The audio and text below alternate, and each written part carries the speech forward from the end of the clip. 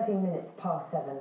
Let's take you back to our main story. He's a man used to writing the headlines. Yesterday's guilty verdicts in the phone hacking trial have once again placed the paper's former editor, Andy Coulson, firmly on the front pages this morning. Yes, the trial will continue today as the jury considers other charges. But what have we learned over the last 8 months? Paul Tweed is a libel lawyer who's acted for phone hacking victims, including the Duchess of York, and he joins us now. Very good morning to you. Can I just ask you what you made of yesterday's decision?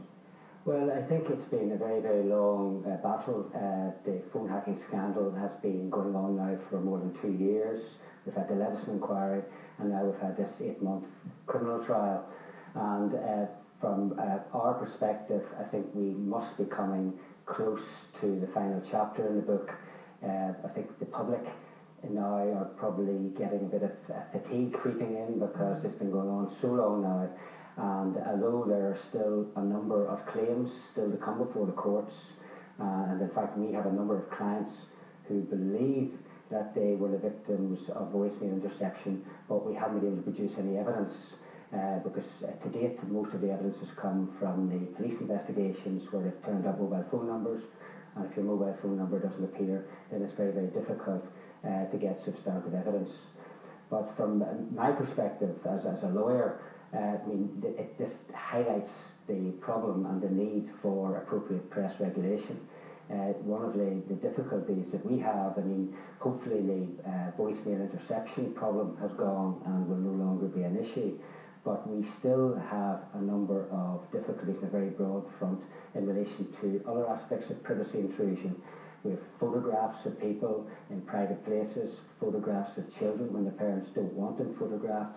And recently, of course, we had the case brought by Paul Weather's family, whereby there was a finding in favour of the 3 children in that it was held that they were entitled to compensation. The problem we have in all these cases is the one big issue is deterrent.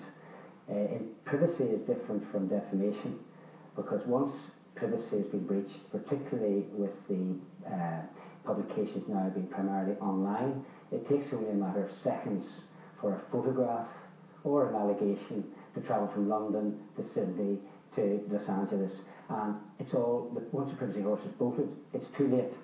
So it's not, an apology is not going to work, and quite often what the papers will do, they'll say, look, oh right, okay, we will remove the article from our online archive or from our online publication, but it's too late, the damage has been done. Does this not serve as a deterrent, or what would you like to see change then? I think there's certainly the fact that there has been a criminal trial, does set an example. It does indicate to people that there are standards that have to be adhered to.